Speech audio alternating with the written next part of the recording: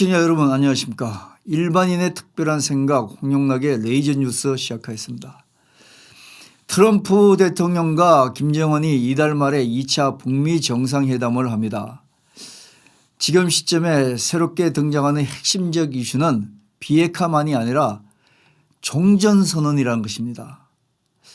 아시다시피 종전선언은 이미 문 대통령과 김정은이 작년 4월 27일 판문점 선언에서 남북한 종전선언을 1차 선언했습니다. 그러나 판문점 종전선언은 미국이 크게 동의를 하지 않아서 정치적 선언에 그쳤을 뿐이라는 것이죠. 실제 싱가포르 1차 북미 정상회담 때도 문 대통령은 미국이 먼저 종전선언을 해줘서 북한의 체제 보장을 해주자는 의지를 간절하게 보였지 않습니까? 미국은 북한과 종전선언을 하면 그 이후에 북한이 비핵화를 원하는 만큼 이행하지 않을 때는 다시 선전포고를 하고 전쟁을 시작해야 한다는 부담 때문에 아마 그때도 쉽게 동의하지 못했던 것 같습니다. 그런데도 북한의 김정은은 단순히 휴전 상태를 끝낸다는 종전선언보다 지금 와서는 한 발짝 더 나아가서 실제적인 평화협정 단계에 관심을 보이고 있습니다. 이번에도 아마 미국은 단순한 종전선언을 카드로 가지고 북한의 비핵화 실천 의지를 타진할 것 같습니다. 우리가 여기서 한번 따지고 보면 미국과 북한은 평화협상과 같은 종전선언을 한다고 해도 실리적으로 양측이 손해볼 게 크게 없습니다. 미국도 북한이 완전한 비핵화를 이루지 않는 상태에서 평화협정과 같은 종전선언을 해줄 경우 핵보유국 인정 부분이 조금 찜찜하긴 하지만 지리적으로 미국과 북한은 직접 가까이 있지 않기 때문에 실제적으로 앞으로는 큰 손해는 보지 않을 것 같습니다. 반면에 북한의 그 풍부한 지하자원 같은 경제적 실리도 챙길 수 있고요. 또 서로 관계가 원만하게 발전하면 군사적으로 중국을 견제하는 데 일정 부분 북한 협조를 얻을 수도 있는 장점을 가질 수도 있겠죠. 문제는 바로 우리입니다. 우리는 얼핏 보면 종전선언을 통해서 한반도 평화가 올 수 있는 것 같이 보이고 이때까지 그렇게 또 강조해오고 정권도 그렇게 얘기를 해왔습니다. 그래서 정권이 시켰는지 평화통일 국민서명 같은 것을 일부에서 받는다는 소문까지 있습니다.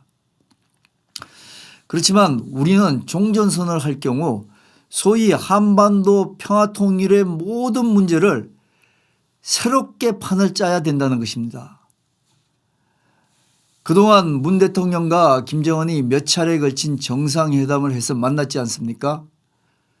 그러나 정작 우리 국민들은 통일을 어떻게 해야 하는지 통일 방안이 뭔지 사실은 잘 모르지 않습니까? 시청자 여러분 아세요? 잘 모르실 겁니다 아마. 또 남북 간의 경제적 협력을 어떻게 해야지 통일이 될 수 있는지 더 구체적으로 우리가 통일을 하려면 경제적으로 얼마나 희생을 해야 하는지도 지금 밝혀지지도 않고 구체적으로 얘기도 하지 않습니다. 아무것도 지금 내놓지 않고 평화통일 정착이라는 얘기를 계속하고 있죠. 시청자 여러분 이 부분에 대해서 아는 게 있으면 저한테 좀 알려주십시오.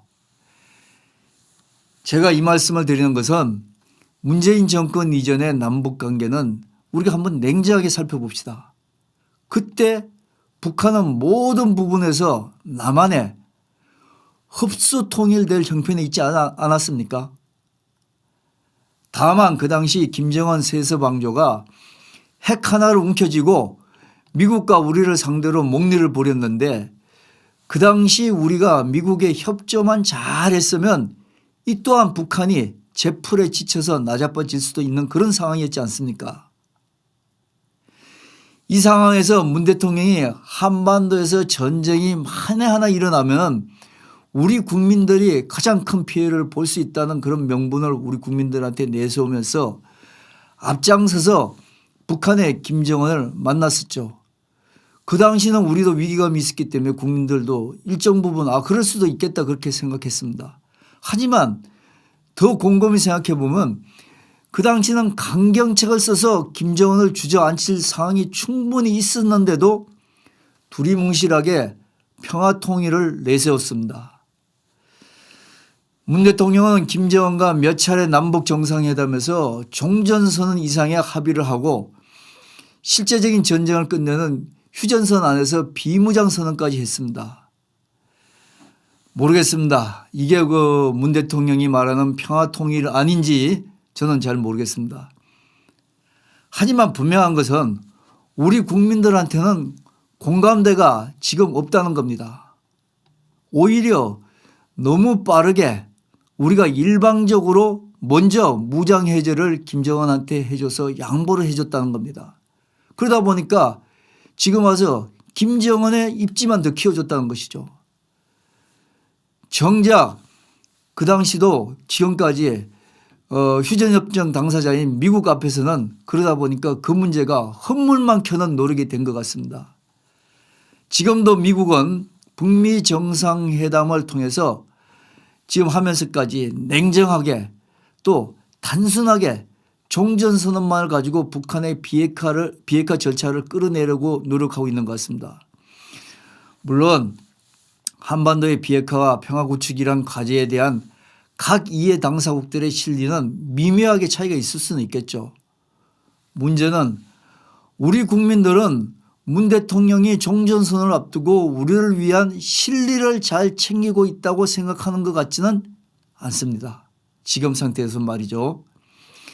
종전선언과 평화협정을 얘기하면 먼저 논의해야 할 두 가지 과제가 있지 않습니까? 우선 첫째로 핵 폐기가 우선적으로 협상에서 이루어져야 한다는 것입니다. 이게 가장 큰 당면 과제죠. 우리로서는.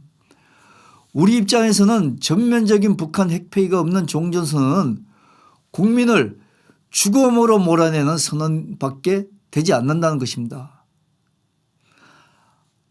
미국은 애초부터 북한 김정은한테 완전한 핵 폐기를 요구해왔지 않습니까? 이 과정에서 문 대통령이 통사정한 북한의 제한적 경제협력과 제재 완화도 미국은 지금까지 전부 완전하게 거부하고 있지 않습니까? 앞서 말했듯이 우리가 한반도 비핵화의 피해자가 될 수도 있는 입장입니다. 우리는 지금. 그렇지만 미국에 앞서서 김정은과 종전선언 카드를 합의한 것은 문 대통령으로 봐서는 돌이킬 수 없는 실수였다고 지금 와서는 분명히 우리가 확언할 수 있지 않습니까? 종전선언 카드를 우리가 미국에게 부탁하는 것도 미국과의 관계를 원만히 유지하는 가운데서 해야만이 미국의 양보를 끌어낼 수 있는 것이 솔직하게 현실적인 상황 아닙니까? 이제는 미국이 북한을 상대로 종전선언 카드를 가지고 일정 부분 핵 보유국 지위를 주는 협상에 들어가는 것 같습니다. 우리로서는 문 정권이 성급한 시행착오를 했기 때문에 입이 10개 있어도 말 못하는 유구무원의 입장이라는 것이죠. 한마디로 우리는 처음부터 미국과 긴밀한 협조를 했어야 완전한 핵폐기 정리를 할 수도 있었습니다. 앞으로 북한의 핵보유국이 인정되면 우리가 핵폭탄을 머리에 이고 사는 그런 불안한 평화를 문 정권이 자성자박 실수로 국민들에게 고통을 안겨줄 수 있다고 생각이 듭니다.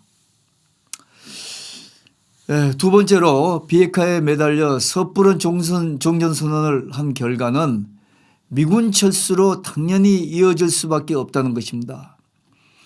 종전선언은 앞에서도 말씀드렸다시피 전쟁을 끝내는 것이라는 것이죠. 하지만 종전선언이 아니라 평화협정을 체결한다 할지라도 선전포고만 하면 언제든지 전쟁은 다시 시작할 수도 있는 거 아니겠습니까? 그 예로 역사적으로 제1차 세계대전 후에 독일은 연합국가하고 베르사유의 평화협정을 맺었지만 또 자기들이 앞장서서 2차 세계대전을 일으켰지 않습니까? 종전선언과 평화협정은 현재도 전투병은 불과 8, 9천 명에 불과한 남한의 미군 철수를 요구하는 명분으로 충분히 활용될 수 있습니다. 특히 문 정권에서는 북한군을 주적의 개념에서 삭제한 상황 아닙니까? 싸울 상대가 사라진 상황에서 굳이 외국군의 지원을 받을 명분이 우리로도 없어질 수밖에 없지 않습니까? 문 대통령과 김정은은 계속적으로 종전선언과 평화협정이 되더라도 미군 주도는 별개로 유지된다고 합니다. 트럼프까지 협상을 유리하게 하기 위해서 그런지 모르지만 또 한국 내의 여론을 감안해서 우선은 협상 의제에서 이 미군 철수 문제는 뺀다고 합니다. 하지만 앞에서 말한 것처럼 종전선언이 되면 미군 철수 문제는 시간 문제 아니겠습니까? 자, 미군이 주둔하더라도 종전선언 상황에서는 전투병은 현실적으로 철수할 수밖에 없고 아마도 군사지원단 정도는 주둔할 수 있을 것 같습니다. 군사지원단은 미군 철수를 하지 않는다는 명분만 줄 뿐이지 실제적인 효력은 없지 않겠습니까? 우리가 잘 알다시피 6.25 전쟁 시작 때 미군은 다 철수하고 지금의 군사지원단격인 군사고문단이 있었음에도 김일성은 일거에 무시하고 남침을 했지 않습니까? 핵무기를 보유하지 못한 우리는 핵무기를 보유한 북한에게 현재는 약 30배 가까운 경제적으로 잘 살지만 순식간에 그렇게 되면 입장이 바뀔 수밖에 없겠죠. 또 정치 체제에서도 핵을 가져 힘이 센 김정은 체제에 유약하게 평화를 부르짖던 우리가 급속하게 끌려가게 되는 것은 물어보나 마나한 불문가지의 이치입니다. 문 대통령이 이 나라 대통령이라면 평화통일 정착이라는 모호한 말로 김정은과 미국의 종전선언을 종용할 게 아닙니다. 우리 국민들에게 종전선언으로 인해 우리가 입을 피해에 대한 대책을 먼저 제시해야죠. 이를 위해서는 아마도 종전선언에 앞서서 북미 정상회담에서 미군의 계속적인 주둔을 확인받아야 할 것 같습니다. 어떻게 확인받아야 할지 지금 뭐 논의하고 있는지도 모르겠지만 전혀 안 하고 있는 것 같습니다. 지금처럼 그러다 보니까 의제에서 빼고 나서 나중에 어물쩍 합의하고 넘어간 것을 우리가 어떻게 막겠습니까? 지금처럼 어물쩡하게 대처하면 북미 협상의 판을 우리가 벌려주고 결과적으로는 미국과 김정은이 협상을 통해 미군이 북한에 주둔할 수도 있습니다. 미국은 중국을 견제해야 하고 북한은 미국의 경제적 도움도 절실하게 받아야 하는 것이 맞아떨어지기 때문이죠. 뭐 현실적인 대안은 아닌 것 같지만요. 그 정도로 문재인 정권이 미국과의 그 불통하는 것이 우리 국민들한테는 불똥이 튈 수도 있다는 겁니다. 종전선언에 앞서서 만에 하나 미군 철수를 대비해서 북한의 핵 보유국 지위 확보는 또 무슨 수를 써서라도 우리가 막아내야 된다는 생각입니다.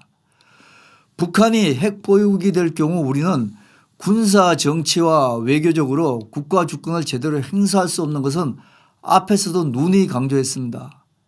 그리고 이 와중에 국민들 생활도 지금의 북한 주민들과 입장이 막 바꿔질 수가 있지 않겠습니까? 결론적으로 완전한 비핵화가 전제되지 않을 경우에 종전선언과 평화협상을 전면 거부하는 것이 국가와 국민이 사는 길임을 문 정권은 분명히 해야 합니다. 자, 마지막으로요. 종전선언에 앞서서 문 대통령은 앞으로 남북한이 어떤 정치 체제를 유지할지를 이 시점에서 분명히 밝혀둬야 합니다. 대통령이 국민들이 뭔지도 모르는 모호한 한반도 평화통일 정착을 강조하는 것은 억지 중에 억지고 독선입니다. 정말로 남북연방제를 김정은과 추진할 것인지를 명백히 밝혀야 합니다. 북한이 핵보유국이 되는 상황에서 남북연방제는 상호번영이 아니라 김정은에게 뺏길 거 다 뺏긴 후에 나라 갖다 바치는 것이라는 것은 알만한 분들은 다 알고 있지 않습니까? 그런 통일이 될 바에야 차라리 국민들은 종전선언을 하지 말고 새로운 길로 가길 원할 것입니다. 잘 한번 고민해 보시기 바랍니다.